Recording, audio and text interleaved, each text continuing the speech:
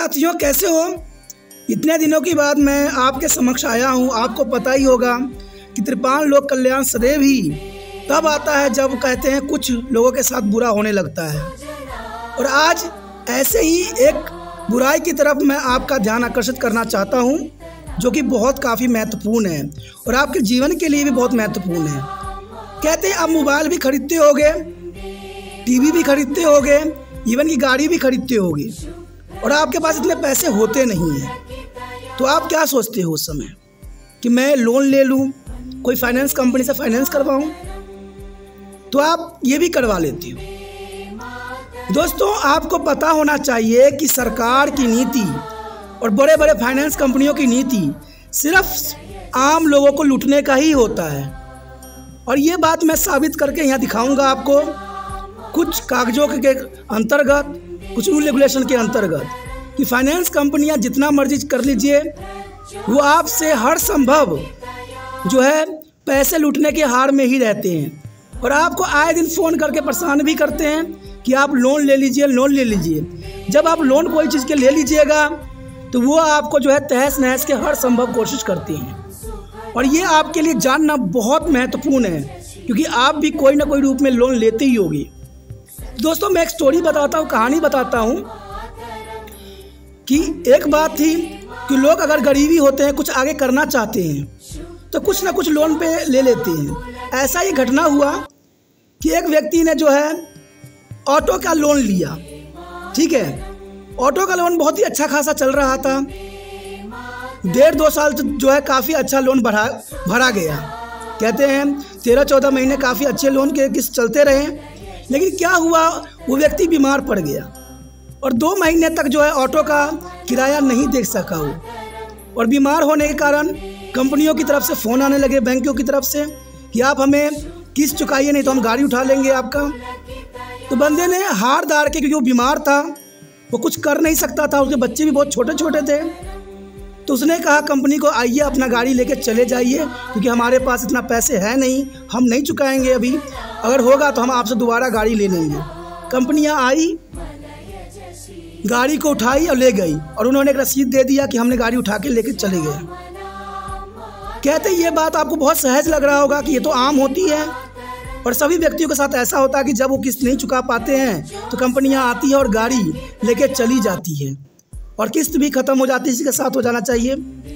लेकिन दोस्तों, तब मुसीबत आती है जब 4 साल के बाद आपको कंपनी की तरफ से मैसेज ये आए कि हम आपकी गाड़ी को बेच दिए हैं और आपकी गाड़ी के कारण जो है हमें बहुत नुकसान हो गया।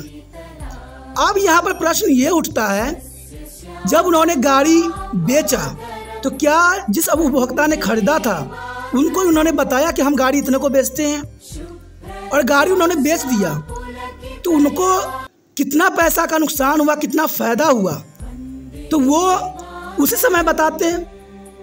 1 महीना के बाद बताते हैं, 1 साल के बाद बताते हैं। अब 4 साल के बाद अगर आपको कोई बताएगा तो आपको क्या लगेगा कि ये कंपनियां आम लोगों के साथ खिलवाड़ करती है। यही बात मैं आपको बताना चाहता हूं कि कंपनियां खिलवाड़ करती है। यहाँ पर आप मैसेज देख सकते हो, ये 4 साल 20 दिन के बाद आया हुआ मैसेज है। उसमें लिखा गया है, dear dash, you contact number इतना, जो आपका रेफरेंस होगा, due to the no payment due your vehicles has be and the sold by user lo full an amount of rupees 1,33,096 rupees still outstanding to about the loss on sale for the said contract. Please make a payment immediately to avoid a legal action and delay the repayment and maybe impact your CBI score। अब देखिए, उस व्यक्ति ने अगर उस गाड़ी को वापस कर दिया, क्योंकि उसकी मुसीबत थी, जो कंपनियों ने नहीं समझा, जो बैंकों ने नहीं समझा, दोबारा वो गया 3-4 महीने के बाद पैसे लेके गया, लेकिन तब तक कंपनी ने बेच चुकी थी। जब आपने गाड़ी बेच के सारा पैसा वसूल लिया, तो ये कौन सा फ्रॉड वाली काम है कि आप यहाँ पर CIBIL स्कोर के अंतर्गत आप पैसे वसूलने के फिराक में लगे हुए हो? क्या भारत सरकार इन कंपनियों की इतनी छूट दे रखी है कि वो CIBIL के स्कोर को जो है आड़ बना के वो 1,33,000 रुपया दोबारा वसूले, जबकि उसके पास न कोई गाड़ी है न कुछ है, जबकि वो गाड़ी कंपनी ने साफ शब्दों में कह रखा है कि हम बेच चुके हैं। जब आपने गाड़ी ले गए तो आप किस हिसाब से गाड़ी ले गए? जब आपको नहीं मिला किस्त तो आप गाड़ी ले गए, जो रूल है, आपने उसको बेच दिया। तो आप ये कौन सा रूल बना दिया है कि CVIL स्कोर आपका बिगड़ा है, आपको इतना लाख रुपया चुकाना पड़ेगा। अरे भाई, हमने वही बात हो गया ना, खाया पिया कुछ नहीं, गिलास तोड़ा बारह आना। दोस्तों, ये हिंदी में भी मैंने अनुवाद करके आपको दिखाया है कि पीरियड डैश, यहाँ नाम है व्यक्ति का और वन संख्या दिया है के लिए बकाया राशि भुगतान न करने के कारण आपके वाहन को हमारे द्वारा कानूनी रूप से वापस ले लिया गया। देखिए, कानूनी तौर पे जो है इन्होंने आपस हमसे ले लिया गाड़ी और बेच भी दिया गया। उपयोग अनुबंध के लिए बिक्री पर नुकसान के लिए हमें 1,33,000 रुपये की राशि अभी भी बकाया है। अरे भाई, जब तुम गाड़ी ले चुके हो, सब कुछ तुमने ले लिया उस व्यक्ति से, तो गरीब लोगों को क्या लूटोगे तुम लोग? सरकार, भारत सरकार को इस बात पे जो है बहुत ही गहरा विचार करने की ज़रूरत है कि आम व्यक्ति 1-1 रुपया इकट्ठा करके जीवन अपना यापन करता है और ये बड़े बड़े कंपनियां जो है, फाइनेंस कंपनियां, बैंक लोन दे दे के लोगों को जो है अपने ही कुचक्र में फंसा रही है। क्या सही है? अगर आप भी लोन लेने के लिए सोच रहे हो तो आप 500 बार सोच लेना कि एक, अगर आपने लोन नहीं चुका पाए तो आपका सामान भी जाएगा और कंपनी आपको परेशान भी करेगी और लीगल कार्रवाई करने की जो है मांग भी करेगी। मैं यही बात कहता हूं, क्या भारत सरकार इस पे कोई कानून नहीं बना सकती है कि जब आप किसी व्यक्ति से जब लोन वो चुकता नहीं किया, आपने वो सामान आपस अपने अंडर ले लिया, उसको बेच दिया, फिर 4 साल के बाद उसको बोलने की क्या आपका बात है कि 4 साल बाद आपने क्यों उसको परेशान किया? क्योंकि आप यहाँ फ्रॉड कर रहे हो। दोस्तों, ये सच्चाई है और ये आपके साथ भी हुआ। मैंने कई लोगों से इस बात पे विचार किया और जाना। एक बच्चे ने क्या किया कि मोबाइल फ़ोन किस्तों पे लिया, जब एक किस्त नहीं चुका पाए, कंपनी आई, मोबाइल फ़ोन लेके चली गई। दोबारा व्यक्ति पैसे लेके गई वहाँ पर कंपनी के पास कि आप मुझे मोबाइल फ़ोन दे दो, तो वो डायरेक्ट कहते हैं हम फ़ोन नहीं देंगे और उसको भी परेशान इसी तरह से करने लग गए कि आप मुझे पैसे पूरा चुकाना पड़ेगा लोन। भाई, जब आपने सामान ले लिया तो लोन चुकाने का क्या अर्थ रह गया यहाँ पर? क्या ये कौन सी कानून है? और मैंने पढ़ा है कि NOC जो होती है 6 महीना के अंतराल में दिया जाता है, न कि 4 महीने, कहते 4 साल के अंतराल में दिया जाता है। तो सरकार ने कौन सी रूल बनाई है कि 10 साल के बाद वो फाइल खोलेंगे तो 10 साल के बाद उनको याद आती है इन चीज़ों की? दोस्तों, मैं एक बात जानता हूँ, अगर कोई व्यक्ति इससे अंतर जानते हैं, समझते हैं, तो इस पर जो है कार्रवाई करें और ऐसे कानून को रद्द करें।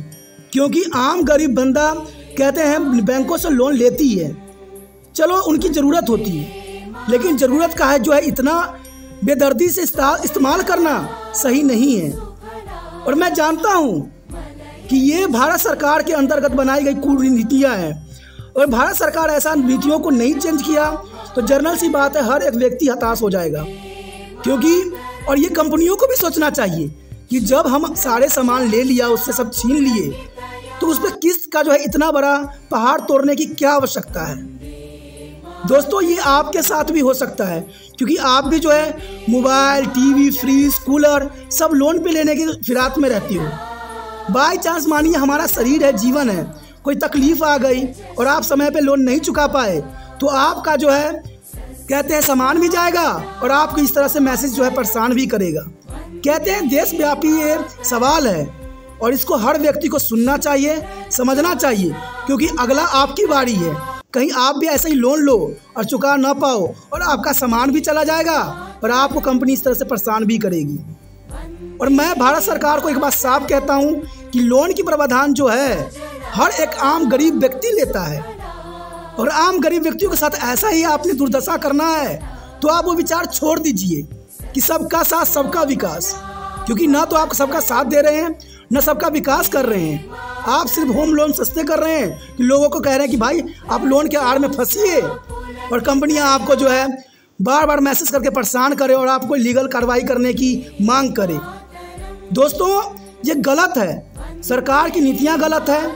क्योंकि आप ही समझिए, कोई सामान अगर हम नहीं चुका पाते हैं तो रूल होती है कंपनियां उस सामान को आपस ले जाती हैं, क्योंकि बैंक के थ्रू होता है, उसको ले जाना स्वाभाविक है और इस बात से हम भी एग्री हैं।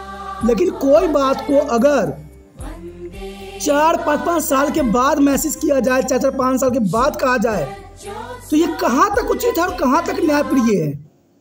क्या हमारा उच्च न्यायालय इस बात को अधिकार देता है? क्या भारत सरकार इस बात को, कानूनों को अधिकार देता है ऐसे फाइनेंस कंपनियों को जो इस तरह की कार्रवाई करती है। कहते हैं ना, चित भी आपका पट भी आपका। आप सामान भी ले गए, ऊपर से बंदे को जो है मार रहे हो गला काट काट के। दोस्तों ये गलत सिस्टम है। अगर ये नहीं बदला तो आने वाला समय में देखिएगा कोई व्यक्ति लोन नहीं लेगा। और मैं हर एक व्यक्ति को कहता हूँ कि लोन लेने से पहले सोच लीजिए कि आप कभी बीमार नहीं पड़िएगा, आपका कभी तबीयत नहीं खराब होगा। अगर एक भी पैसा आपका रह गया तो आप मुसीबत में पड़ जाइएगा। ऐसा एक व्यक्ति के साथ हुआ। एक व्यक्ति ने गाड़ी जो है लोन पे लिया, ठीक है, स्कूटी लोन पे लिया। और कोरोना वायरस के समय तो आपने देखा ही होगा कि सरकार ने सभी किस्तों को जो है बंद कर दिया था, क्योंकि लोग की कमाई खत्म हो गई थी। तो कंपनियां ने भी लोन जो है बंद कर दिया, लोगों से लोन लेना काटना बंद कर दिया बैंकों से। लेकिन बाद में आपने देखा होगा जब कोरोना वायरस खत्म हुआ, जब लोन फिर से स्टार्ट हुआ, तो सभी कंपनी, फाइनेंस कंपनियों ने उन सभी लोगों से 2-2 हज़ार एक्स्ट्रा पैसा वसूला। क्या भारत सरकार इसमें कभी भी उंगली उठाई कि आखिर आपने 2,000 रुपया क्यों वापस लिया, जबकि उस व्यक्ति ने कोई रिप्लाई नहीं किया था कि मेरा लोन बंद करो चाहे खोलो। फिर आपने बंद क्यों लोन किया? एक दूसरा गाड़ी का लोन था, वो कंटिन्यू कोरोना वायरस में भी चल रहा था, और आपने फटाक से बंद कर लिया, क्योंकि आपको पता था कि आगे हम 2,000 के इनके चूना लगाएंगे। दोस्तों ये बहुत घटिया रूल रेगुलेशन सरकार ने बना रखा है। और सरकार जो है प्रोत्साहित करती है कि होम लोन लो, ये लोन लो, और कंपनियों की तरफ से हमेशा बैंकों की तरफ से कॉल आती है। ये सारी बातें गलत है। लोगों को ऐसे नहीं फंसाइए, नहीं तो आम लोग जो हैं कहते इन्हीं आड़ में मर जाएंगे और आपका सबका साथ, सबका विकास अधूरा रह जाएगा। दोस्तों मैं इतना ही कहना चाहूँगा कि इस रूल रेगुलेशन बदलाव होना चाहिए। कोई कंपनी इस तरह के अगर मैसेज करती है तो उस पर जो है लीगल कार्रवाई किया जाना चाहिए कि आप कुछ भी कहना था आप 1 साल के अंदर अंदर कहते, अब 4 साल के बाद आप जो कह रहे हो वो गलत है। इस बात से आप भी सहमत होंगे। आपका भी मोबाइल कंपनी ले गई होगी और बाद में आपको ये भी कहे होंगे कि आप सारा किस्त चुकाइए, आपको मोबाइल मिलेगा नहीं।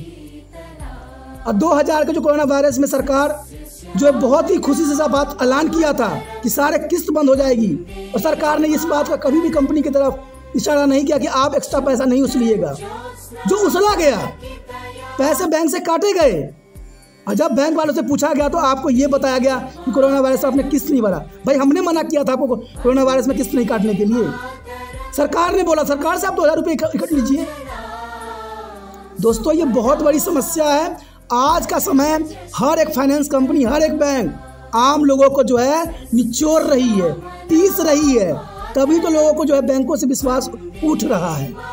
और मुझे पता है कि वीडियो देखने के बाद आप भी बैंक से लोन लेने के लिए जो है 50 बार सोचिएगा कि कहीं मैं बीच में बीमार तो नहीं पड़ गया, कहीं मेरा किस्त बंद तो नहीं हो जाएगा।